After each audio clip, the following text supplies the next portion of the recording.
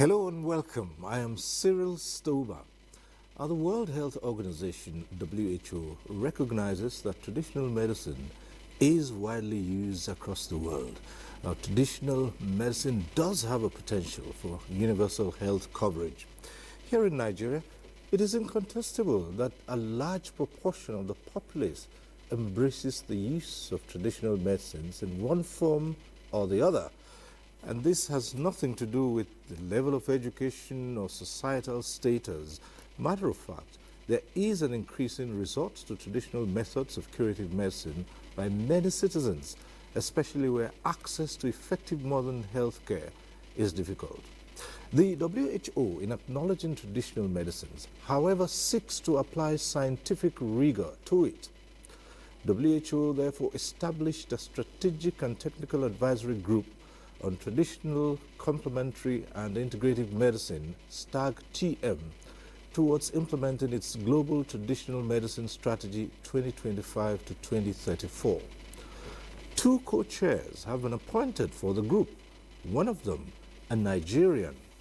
Martins Emeje, a professor of drug delivery and nanomedicine, is currently the Director General Chief Executive of the Nigeria Natural Medicine Development Agency. He holds a PhD from the University of Nigeria, where he received the Best PhD award. Professor Emeje is a recipient of many fellowships, awards, and grants all over the world, and has taught and continues to teach in numerous universities across the globe. He has supervised many master's and PhD students' projects. A distinguished pharmacist and researcher, Professor Emeje is listed among the 2,000 outstanding scientists of the 21st century. He joins me to talk about his WHO appointment and the place of traditional and integrative medicine. Professor Emeje, thanks for joining us on One-on-One. Thank you very much for inviting me, and it's a pleasure to be here always. All right, thank you. Let's start off by looking at this appointment as co-chair of the STAG-TM, and that has elicited congratulations across the board from all Nigerians, and we say that to you. Thank you. Right. Thank you. How significant is this appointment? It's huge, and I like to see it from different layers. It's huge to me as a person. It's monumental for Nigeria as a country, is memorable for Africa as a continent, and it speaks volume for traditional medicine globally. All right. So in all, it is a huge appointment, whichever angle you look at it. All right. Yes. So you are part of this STAG-TM group. Yes. The WHO recognizes that traditional medicine has a place. However, there is need to subject it to scientific rigor. And you will be leading in this direction. Yes. Okay, so the group has two chairs. So that's why we are called co-chairs. An American, Professor Susan Welland, and my humble self, the African. Yes, scientific rigor. And application of scientific rigor to traditional medicine is not peculiar to traditional medicine. Okay. Allopathic medicine also requires application of scientific rigor. I'm a pharmacist. All right. And I'm a Western trained pharmacist. So I'm not traditional medicine pharmacist, ab initio. So I can tell you that as we talk today, in our drug development spectrum, we will always need to apply scientific rigor to drug discovery, development, and even commercialization. Okay, so it's so not there just is nothing traditional special. about- There's nothing special about people trying to say that, look, there is a need to apply scientific rigor to traditional medicine before we know what to do with it. there is also need to apply scientific rigor to allopathic medicine before we know what to do with it. Okay. So that in itself draws a clear, paints a clear picture Yes. of what is to be done Yes, here. yes. But again, we find that there are statistics that say that as high as 88% of the countries of the world Yes. use Yes. traditional medicine. Yes. So, Cyril, let me say this quickly. And I'm very happy because the World Health Organization has conducted 3 global studies, global surveys.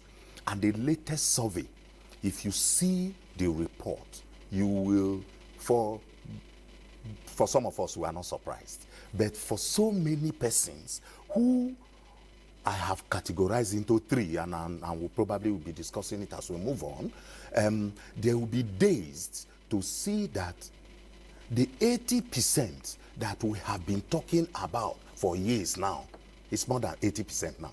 Because there are reports that some countries use up to 90%. And in fact, in Nigeria, when this administration, when we started, I became DJ about 2 years ago.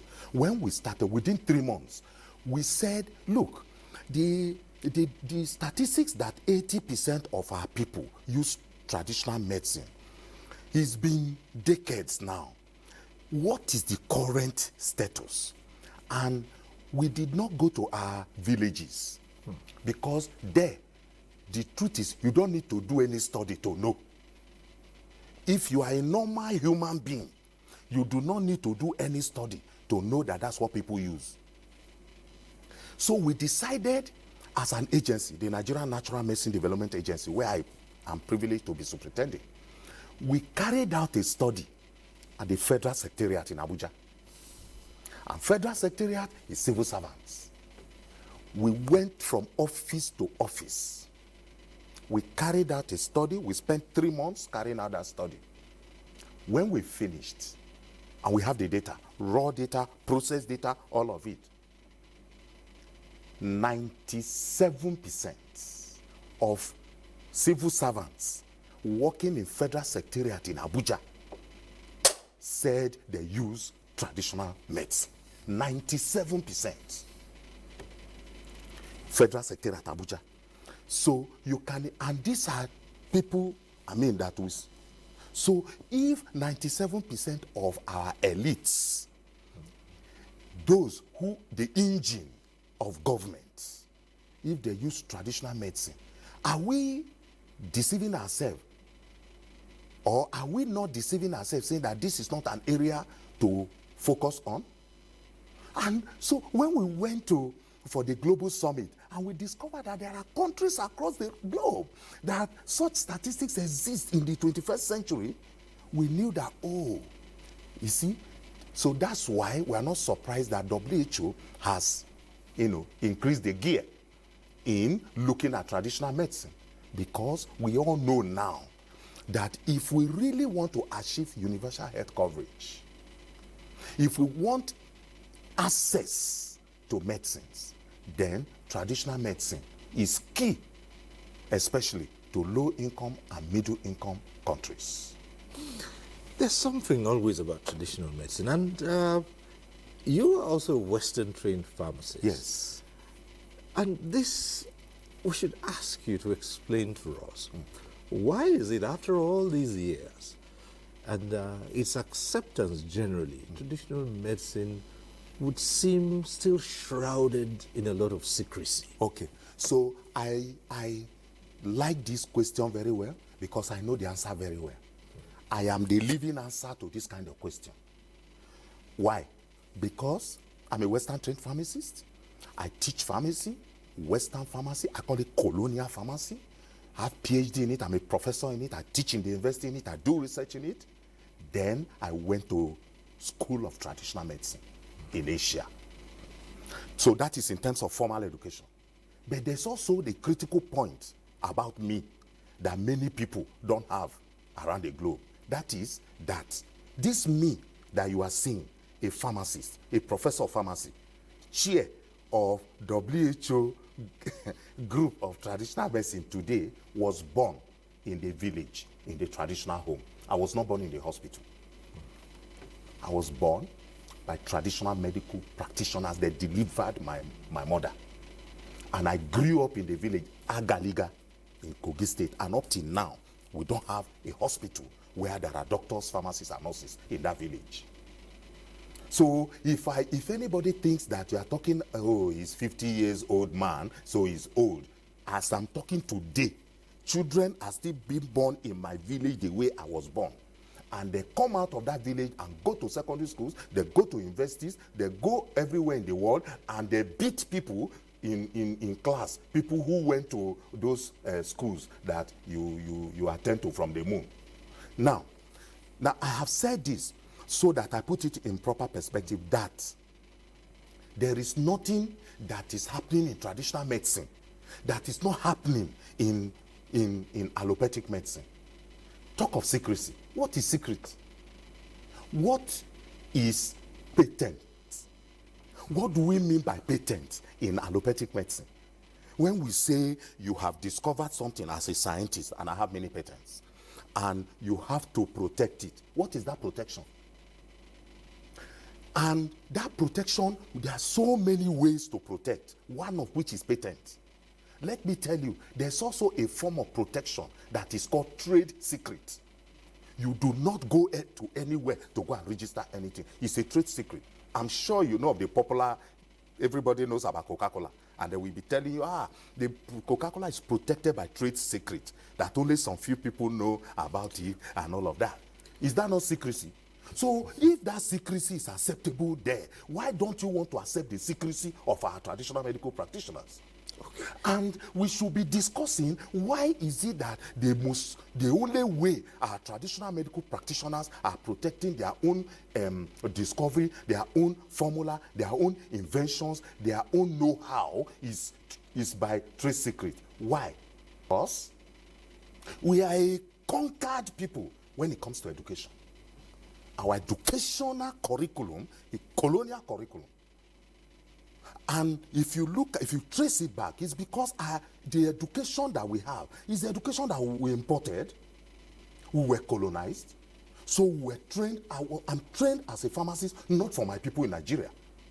That's why doctors in Nigeria are not trained for Nigeria. That's why we are hotcakes in other parts of the world. If we were trained for our own diseases, to use our own local material, we will not be doing japa. Yes, because if we were going to do japa, we will first of all work on our own resources in a way that it will be ready for global acceptability. Then we can japa with our own services and our products. And that's why you are seeing that India is exporting its own traditional medicine now.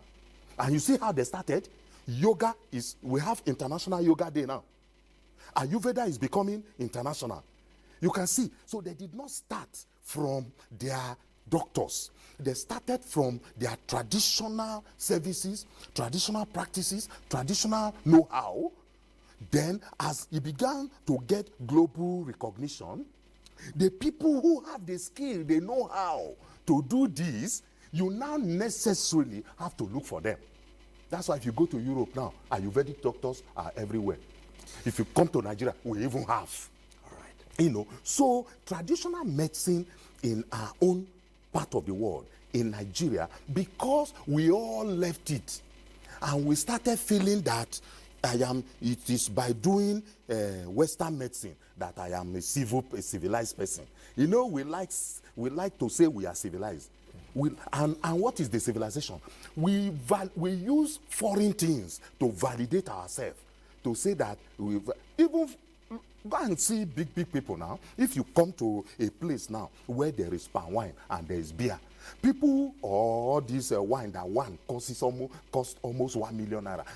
The person who is drinking that 1 million naira wine, if people are there will be respecting him very well. Whereas they will not respect the palm wine that my people have tapped from the palm tree in our villages. Why? Because of this colonial mentality that if it is foreign, then I am a happening guy. Okay, Prof, let me just use a very simple example, which you might be able to explain to me as also a pharmacist too yourself. Let's take the paracetamol. Yes. Which, Yes. Anyone... You want to talk about those now? Yes, you look at it, it's easy, you can see the composition of what it's made of. Okay. But of course, you do have traditional recipes people take for whatever paracetamol addresses. But then you never know what it's composed of. Okay. And if you ask, no one will tell you. That's on one side. Then secondly, that's another thing that interests me. A lot of people some people have been able to explain it. There are sometimes those who practice the traditional medicines, especially the herbal ones, will say to you, there are specific times when they go out and pick a plant that will be used in whatever therapy they are. Yes. And so you wonder, Okay. why is that so? Okay. The plant is there. Why would they say you go and pick it only in the morning, or it will not be efficacious in the afternoon or something like that? Okay. There's nothing mysterious about it. Right. It's scientific. Okay. Oh, yes. Right. So let's take the first one. Take paracetamol. You said you know the composition. You don't know the composition. You know what we have written. It is the composition. Because paracetamol is a drug. And that drug, you see the tablets and syrups and all those things, it's not drug. Those ones are medicines or drug products. The drug itself is the biomolecule, is what elicits the desired effect that we want. That's the drug. Okay, so if you take paracetamol that I have mentioned, the process of getting paracetamol, there are two processes of getting it. We can get it chemically by synthesizing it in our laboratory from petroleum products. And as pharmacists, we don't say many things so that you don't put fear into people. But if I tell you where we synthesize it from, you may not be comfortable taking it again. So, but we synthesize it in the laboratory. That's one track. In other words, we use chemicals to make paracetamol. And that's what we learn. Okay, that's one of the things we learn. The second track is that we get paracetamol from plants. Yes. We can also make paracetamol from a plant called pine weed. We get paracetamol from it. So I can get paracetamol for you from petroleum products or from plants. By the way, you see most of the drugs you are seeing, most of the products you are seeing in our pharmacies, in the hospitals, 40 to 60% of them, their origin is plants. Now, what's the difference between paracetamol that we make in the lab and paracetamol in that leaf? This is the difference. I will use chemicals to bring out the paracetamol from the petroleum product and make it in the lab. If I want the same paracetamol from plant, I will use chemical to injure the plant and follow my chemical procedures to eventually take a compound called paracetamol. It's a whole lot of processes. Right. But that same plant that I got that paracetamol from, I could just chew that plant. Do you believe that if I just chew the plant, I have also taken paracetamol? You don't need to go to school to know that if I got this thing from this plant, it means if I just chew that plant, I have also taken the paracetamol.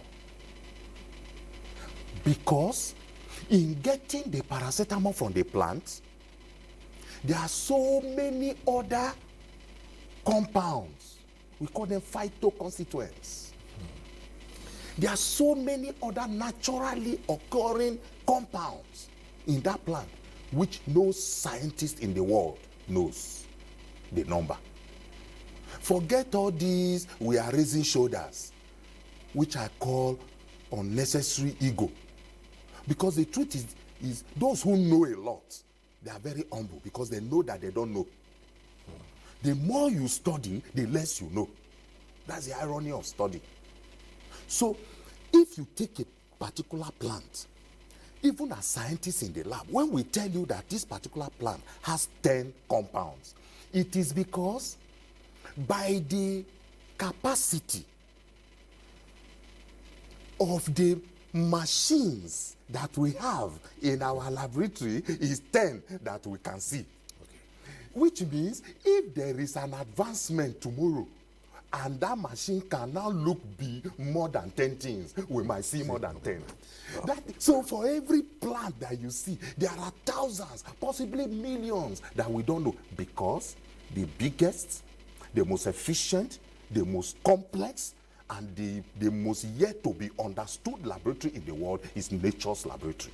And that is what is traditional medicine. And so this is what the WHO is interested in, yes, and wants, yes, this group, yes, to work on, yes, and bring out. Yes. So our traditional medical practitioners, what they have in their kitty, in their favor, is the millions of years of use of these resources.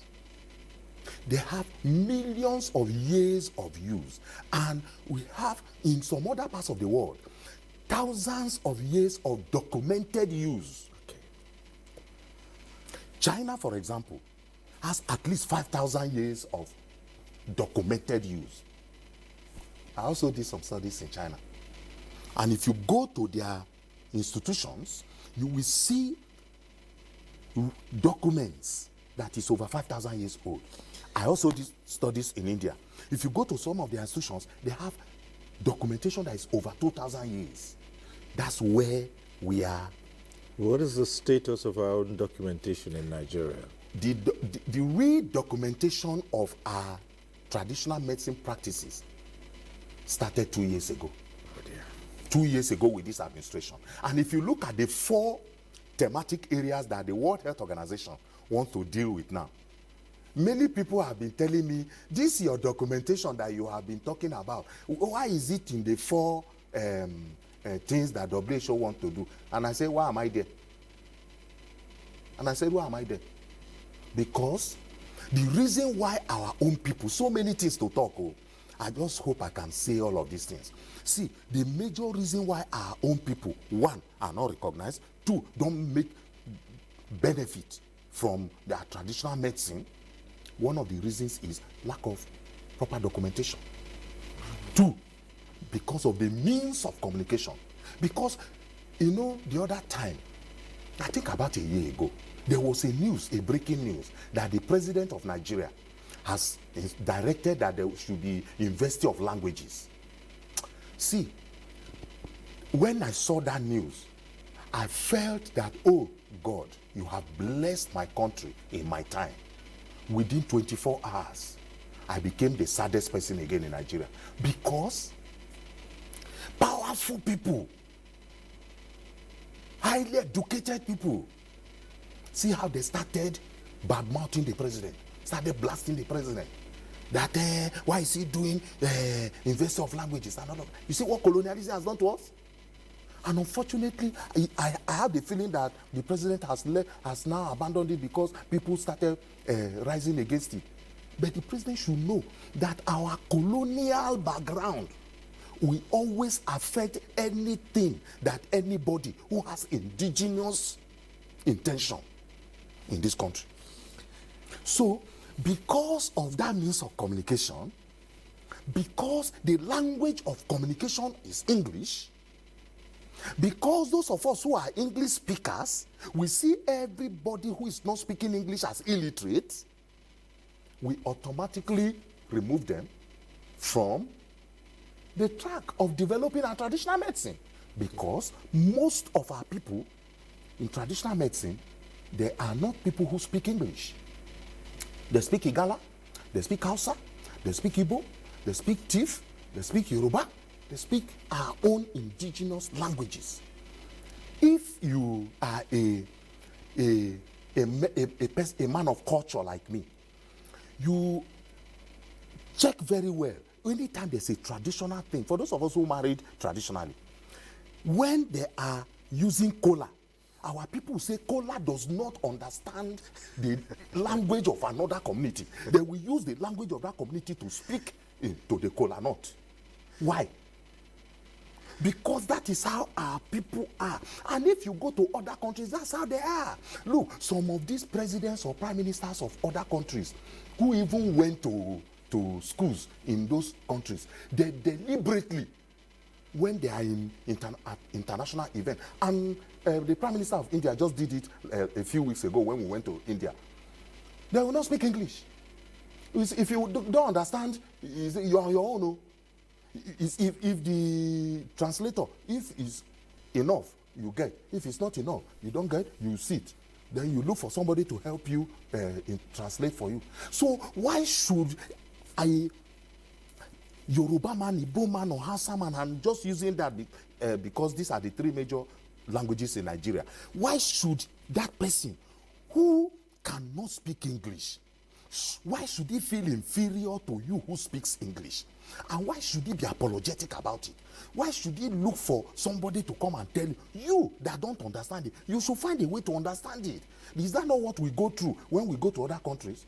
Well, even when we get scholarships to study in other countries, they will tell us that for the first 6 to 9 months, you have to study their language, pass it before you start your study, because the language of communication will be their own dialect. It is that language of communication that is our traditional, that we use in traditional medicine. So all of those things that we threw away affected the development. I'm answering the question of why don't we have documentation? Okay. Because our documentation should have been in those our own languages. Because the documentation I'm talking about in China, in India, and all of it, it's not in English. But now translation is being done in English. And we have, in this country, we have a institute of languages headed by a professor, with professors of about 10 different Nigerian languages. With professors of about 10 different Nigerian languages. I've written to that professor. I say, come, see, let us sit down. Let us stop all this English, whatever. And we have moved. Anyway, maybe when you ask me, I'll tell you, because at the Nigerian Natural Medicine Development Agency, we are not looking at anybody. Language is not a barrier.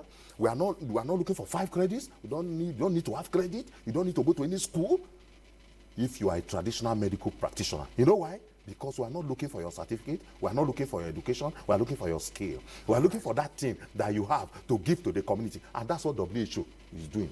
All right. Yes. And that's what we are going to do in WHO now. If you look at the things that we're doing, education, we put it there, very core.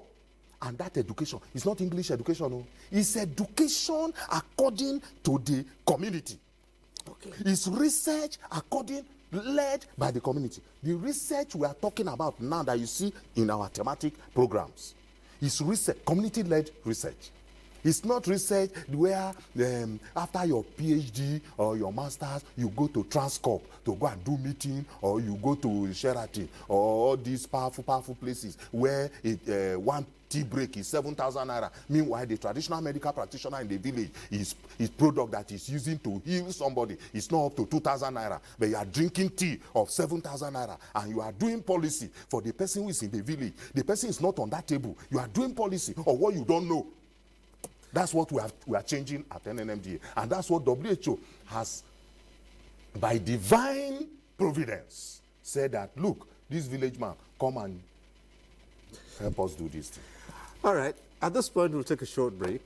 When we return, there'll be more on the place of traditional and integrative medicine and what this WHO appointment means to the development of traditional medicine in Nigeria. Stay with us.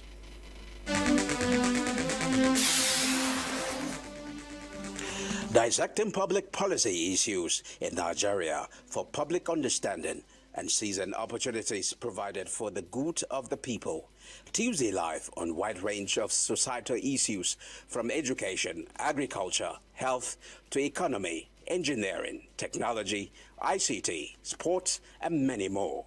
a platform for all classes of people to engage the world anywhere and everywhere, carrying everyone along on all trending issues in Nigeria and across the globe with impactful messages, information devoid of ambiguity. Tuesday Live, your platform for consistent dialogue on major issues of the week, every Tuesday at 10:30 p.m. Always incisive and educative as ever. Join us. Why should we be in a difficult situation financially? Once upon a time we were rich, but we're not a rich country anymore. Disaster management is everybody's business. In all these times, the organization turned to Nigeria. We would as much want to harness the capacity that is within us so that we see how we can become self-reliant. 1 month ended and you said you are increasing warning strike by 2 months. I mean, you are incubating madness.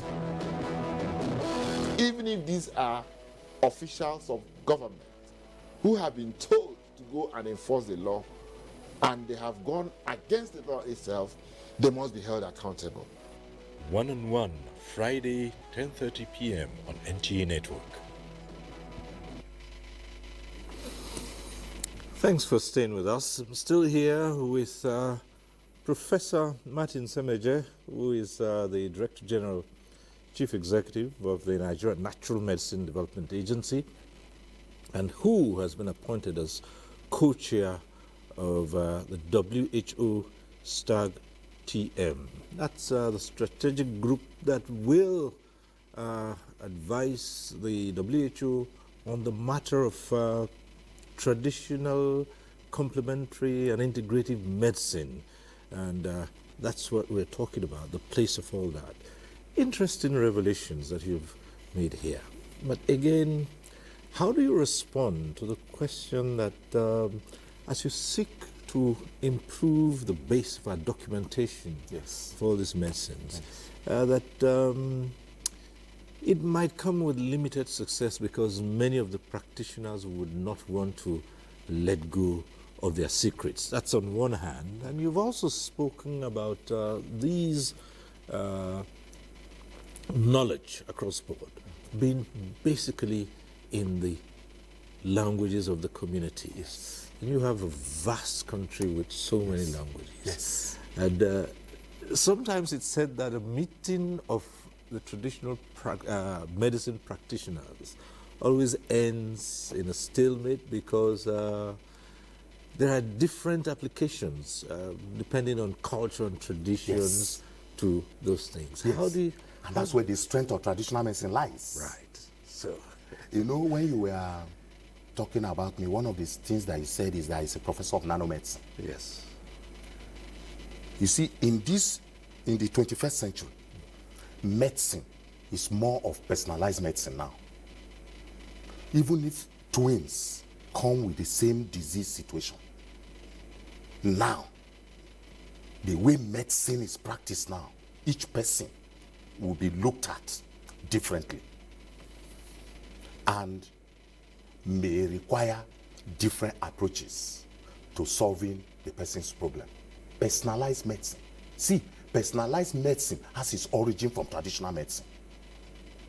It took time for Western medicine to be talking about personalized medicine today, but the real personalized medicine is traditional medicine, because our traditional medical practitioners don't give one thing to everybody. They don't give one paracetamol, 2 tablets to everybody. No. When you come, they will listen to you and prepare your own recipe for you. There is no concoction in the pot that when you come, they will be fetching it for everybody. The way we fetch paracetamol for everybody. No. That's personalized medicine. If only we did our documentation, which we have, like I told you, for the first time in the history of Nigeria, we have started that documentation. And then is this 2 years that we started the documentation. As I'm talking to you now, there is a local government in Nigeria that on the touch of a button from the office of the DG or from our library at Kofi Abayomi in Victoria Island, you can assess every traditional medical practitioner that is there. You know what they do. You know the products they have. You know the services they render. And that is what we want to do for all the 774 local governments. We will start it. We will start it, even if we cannot finish it, but we will start it. And we know that if we have the support, and now WHO is going to support us, we will finish it. We don't need more than 6 to 7 months to finish it in this country. In fact, immediately I was announced, my appointment was announced by World Health Organization, the number of traditional medical practitioners associations that have written that they wanted to come and see me. Within this period, I did not have a Christmas or New Year break because of the volume of associations that came to see me, that they have come to see me already. I'm using that to also answer the question of they don't want to. They don't want to do what? Why should they? You are walking along the road. You want to go and ask traditional medical practitioner how he is setting bone, and he should tell you. Why should they tell you? You are a pharmacist, or you are a chemist, or you are a researcher. You carry yourself, you go and meet a traditional medical practitioner who is treating his typhoid fever in the village. And you say he should tell you how he's doing it, and you want him to tell you. And you want him to tell you. And when they don't tell them, they say those people, they are secretive. They don't want to tell. Why are they telling me? So there is a matter of intellectual property rights. Why are they telling me? They are telling me because they trust that this is a government agency responsible. Okay. So the people who are not getting the answers from traditional medical practitioners, those TMP people, because they don't have degree like you think they are not wise? I'm even telling them not to tell you. So are you telling people your own? Those of us who are scientists, when we do our research in the lab and we are getting good results and we want to go and file for protection, do we tell people? But you want village people to tell you their own. Okay. Are you okay? Okay, so it means that there's intellectual property rights. One of the things that, look, the largest traditional medicine global library was inaugurated about a week ago in India when we went for the global summit. And part of what it will be dealing with is intellectual property. It is part of the things that my group is going to come up with a strategy for member countries and for the world on how to protect the know-how, the intellectual property of traditional medicine. Because the protection regimes that we have right now is not for traditional medical practitioners. It's not. We cannot be applying, you cannot plant maize and be expecting beans. It means you are a thief. So what we have now is good for what it was designed for. Yes. What we don't have is for the things that most people use in this world, which is traditional medicine. And we are going to support, advise WHO on those options, those strategies, scientific, strategic, and choices that they need to make in order to put all of those things at the global level that we speak to country members, to cultures, to communities, so that there will be convergence of quality, of regulation, of science, and everything that will make it. See, in the next 1 to 2 years, people who have been mouthing traditional medicine, especially in this part of the world, they will be running to come and be part of the traditional medicine train. Now, because it will be of quality, okay. It will be of high standard of safety and effectiveness. That's exactly where we were going to next. I was going to say one other issue, which of course the WHO would be interested in, and which we assume that your group would be advising on, would deal with the matter of quality, regulation, and particularly dosage, which has always been the case. Most would say traditional medicines are largely without dosage. They just tell you take cup and drink. And drink. Yes. And you wonder how many times. And I usually joke by asking highly educated people who say this, and I jokingly tell them that hit them seriously below the belt by telling them, when you go to sit down in the restaurant to eat food when you are hungry, what is the dose of the pounded yam that you eat? What is the dose of the soup that they put? Because some of them will finish the soup and say, more soup. What is the dose of that soup? Because what our traditional medical practitioners are doing is just using those things to take care of your ailment. That's why the strongest part of traditional medicine is preventative medicine. You know, they say prevention is better than cure. The strongest aspect of traditional medicine is prevention. Why the strongest point of allopathic medicine is curation, curative. Now, that's why we say traditional medicine is holistic, because it can effectively prevent. It can be curative and restore the balance between man and nature. That's why it's holistic. Now, take doses. We have gone beyond there is no dose. And let me start by saying this. Please, when anybody tells you that there's no dose in traditional medicine, tell the person to define for you what is dose. They will start telling you what they studied in that colonial curriculum in the school. That's what I studied. That's what I studied. Well, if you use that to define traditional medicine, you will say it does not have dose. So why am I not using, okay, let tradition, is because they don't have voice? If not, because, am I not the one you are interviewing now? It's not traditional medical practitioner. It's just that I am in that field. And so I could speak like this. And because I also know this side of Western medicine. So I always tell my colleagues, you know I know what you know, but you don't know what I know. And so that's why when I speak, I say, you will listen to me. It's by force. You will listen. Because you don't know what I'm talking about. So listen, let me teach you. Yes. If you use traditional medicine doses to define foreign dose, we will say they don't have dose also. Okay. So, and let me give you a typical practical example. When I was growing up in the village, 4:30 a.m., I will go and make fire in front of our house because my mother used to fry akara. I will go and make fire and put red oil on it. Right? And my mom, time to time, he will come and check if the oil is ready for her to start frying the akara. She never had a thermometer. He will use onion. He will cut onion and throw it into the oil. There is a particular sound that she uses, and it is that sound that she uses to bake the cake. If that sound is not there, that akara will never be as good as the akara that made from that. He did not use any instrument, thermometer. In your mind, it is primitive.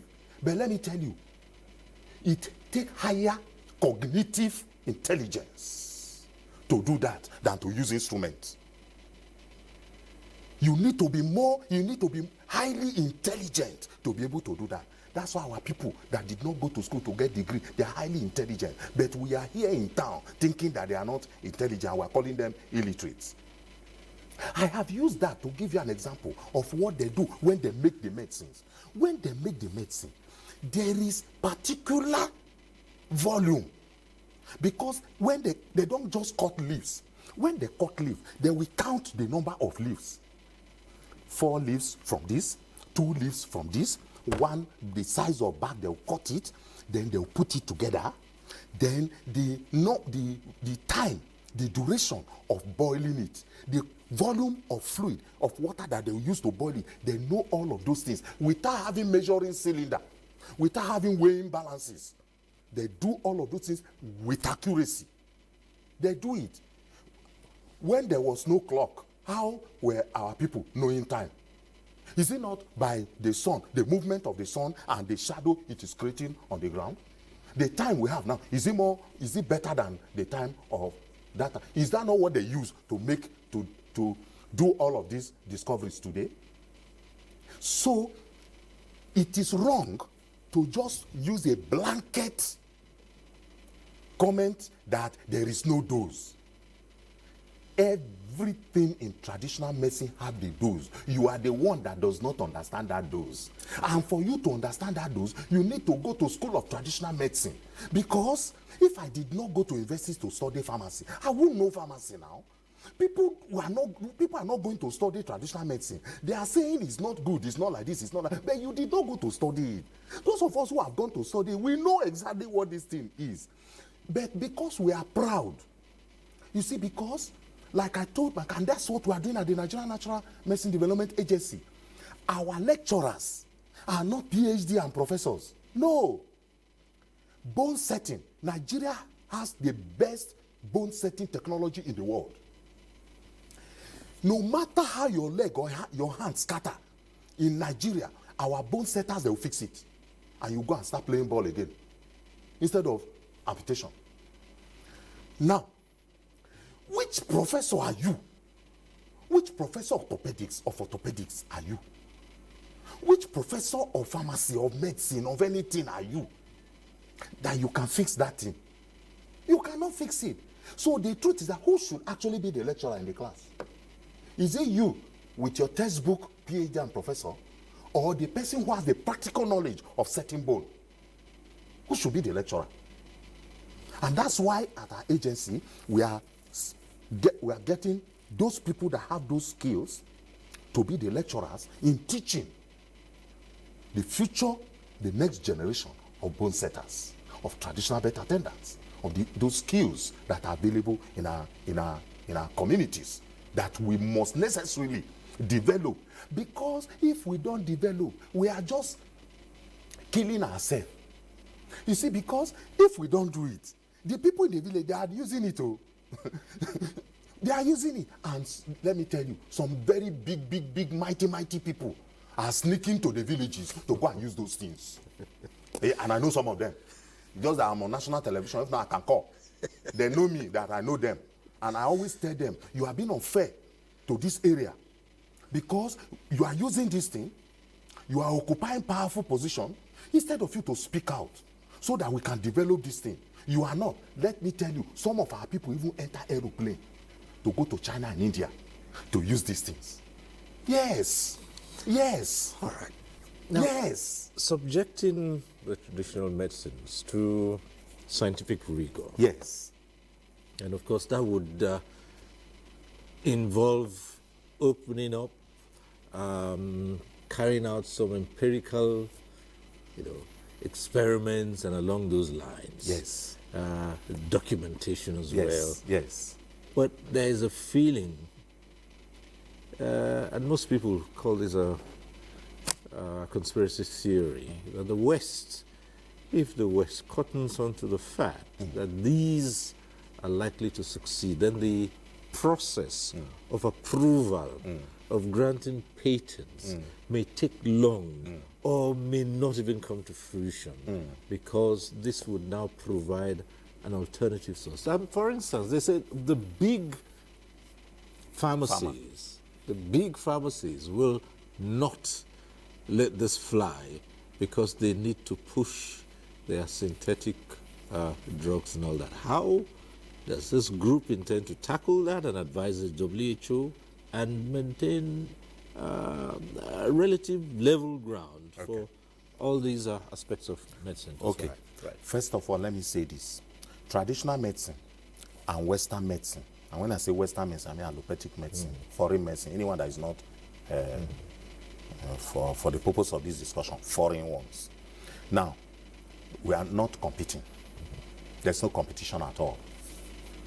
The problem is that adherents of Western medicine don't want us to breathe. And they must allow us. It's by fire, by force. We will breathe.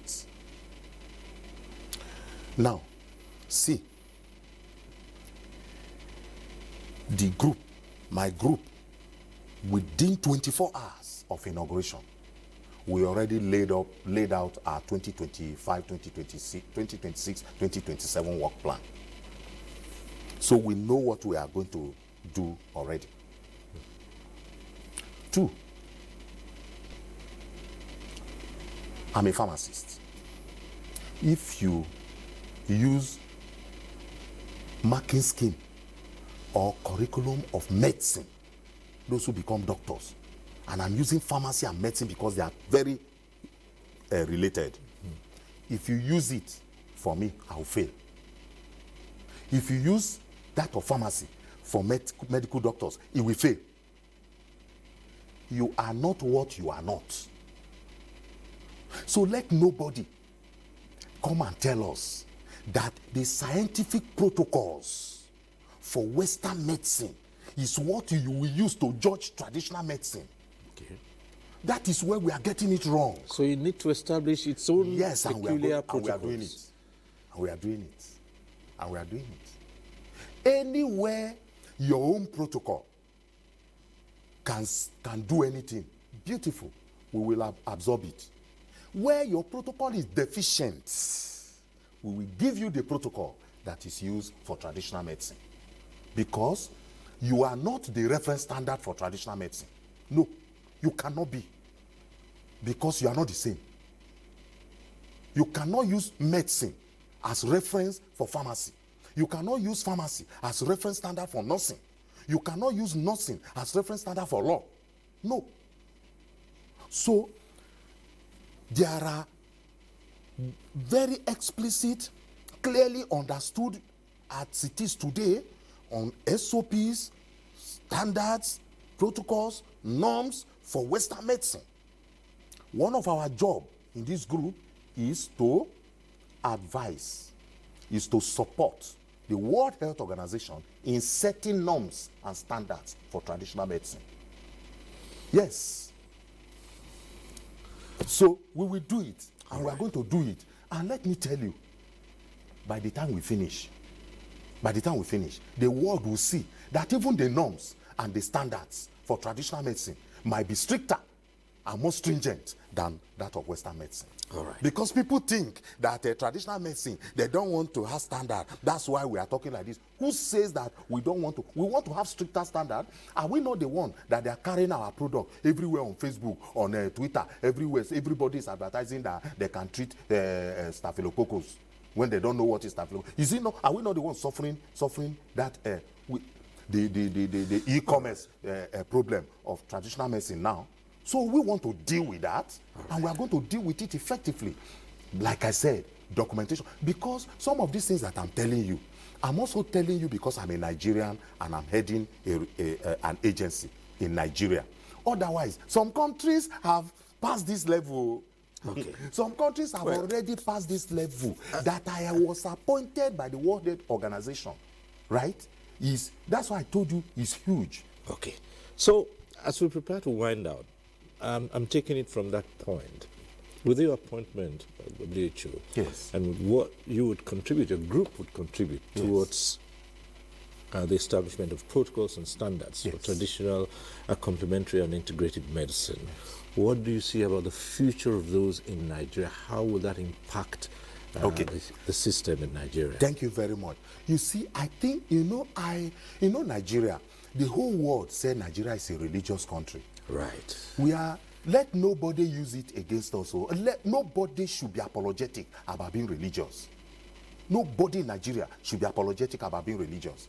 And people should stop saying that we are religious but we are not good. You are not the one to define whether we are good or not. When we go to the other world, we will know whether you were good or not good. You can't stay here and say who is good or who is not good. I'm saying this because when I got this appointment about 2 years ago, because I am a living person in this area,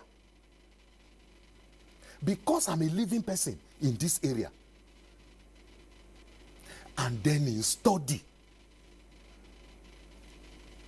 the things that I started with, and we start the breakthroughs that we, for the first time in Nigeria, started having in our agency are the things that WHO is focusing right now. Okay. That, I told you about documentation, right? Okay. Which is key, which is foundational, which is fundamental, right?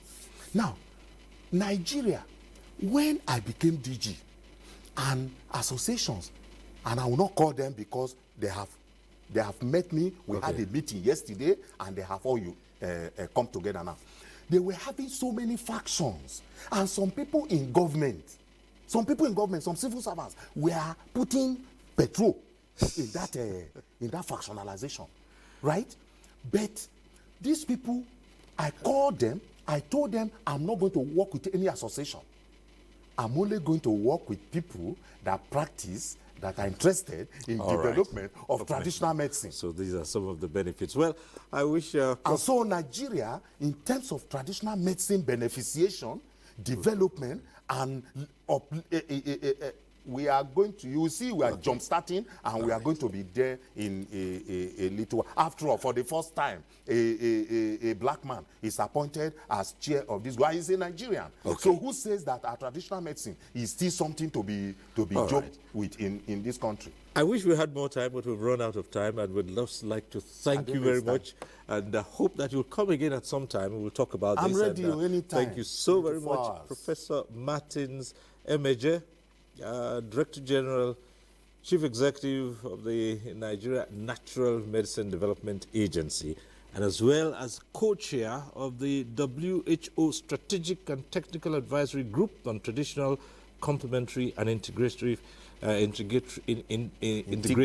medicine. Yes. STAG MT.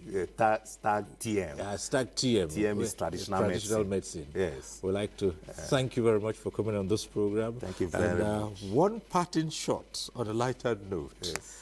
We've discussed all about traditional medicine, but we didn't talk about the chanting of any incantations. Yes, it's also part of traditional medicine. It's part of natural medicine. All right. You know, it's because there's no time. If not, would have gone into it. People go to mosque, people go to church. They don't know that God. They have never seen that God before. And they are talking to that God, and he's answering them. And their disease is going away. And they are not questioning it. Those who are questioning traditional medicine, why are they not questioning church and mosque? This is natural medicine. Okay. These are things we are dealing with, and we know the reasons why they work. Thank you so very much, Prof. Thank you once again. Thank you very much. We wish you well in your assignment. Thank you. And we'll ask you to come again sometime and talk about it. Anytime. Thank you. Thank you very much. And that's our program today. We thank you for watching. Next week, we'll be back with One-on-One. I am Cyril Stober. Bye for now.